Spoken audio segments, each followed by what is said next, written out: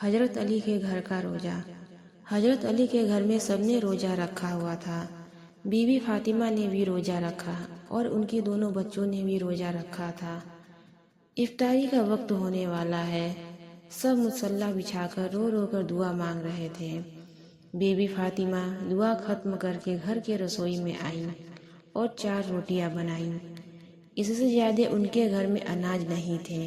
Be be Fatima 4 روٹی بنا کر لے کر آئیں اور پہلی روٹی اپنے شوہر حضرت علی کے سامنے رکھ دیں اور دوسری روٹی اپنے بڑے بیٹے حسن کے سامنے رکھ دیں اور تیسری روٹی چھوٹے بیٹے حسین کے سامنے اور چوتھی روٹی انہوں نے لی۔ مسجد میں اذان ہو گئی۔ سب نے روزہ کھولا اور روٹی کھائی، مگر حضرت فاطمہ نے آدھی روٹی کھائی اور آدھی روٹی دوپٹے میں باندھنا شروع کر دی۔ جب یہ حضرت علی نے دیکھا تو انہوں نے کہا، فاطمہ تجھے بھوک نہیں لگی؟ ایک ہی تو روٹی ہے، اس میں سے آدھی روٹی دوپٹے میں باندھ رہی ہو۔ بی بی فاطمہ نے کہا، اے علی، ہو سکتا ہے میرے بابا جان کو افطاری میں کچھ نہ ملا ہو۔ وہ بیٹی کیسے کھائے گی جس کے باپ نے کچھ کھایا نہ ہو؟ بی بی فاطمہ دوپٹے میں روٹی لے کر چل پڑیں۔ ادھر ہمارے نبی مغرب کی نماز پڑھ کر آ رہے تھے۔ حضرت فاطمہ دروازے پہ کھڑی یہ دیکھ حضور کہتے ہیں، اے فاطمہ تو دروازے پر کیسے؟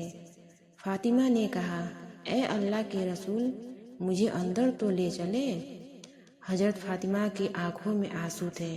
حضرت فاطمہ نے کہا، جب افطاری کی روٹی کھا رہی تھی تو آپ کی یاد آ گئی، شاید آپ نے کھایا نہیں ہوگا، اس لیے میں آدھی روٹی دوپٹے سے باندھ کر لائی ہوں۔ روٹی دیکھ کر ہمارے نبی کی آنکھوں میں آنسو آ گئے اور کہا، اے فاطمہ اچھا کیا جو تم روٹی لے کر آئی، ورنہ تمہارے بابا جان کی چوتھی رات بھی اسی طرح بھوکے گزرتی۔ دونوں ایک دوسرے کو دیکھ کر رونے لگے۔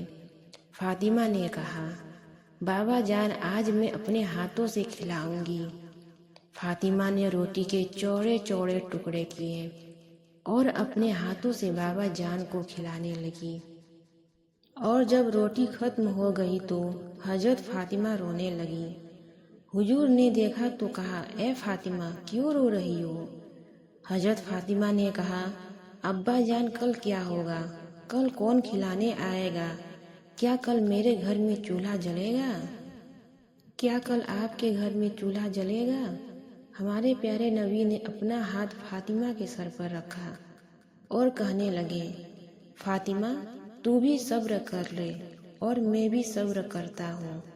ہمارے صبر سے اللہ ہماری امت کے گناہ گاروں کو گناہ معاف کریں گے۔ یہ ہوتی ہے محبت جو نبی کو ہم سے تھی اور اپنے امت سے تھی۔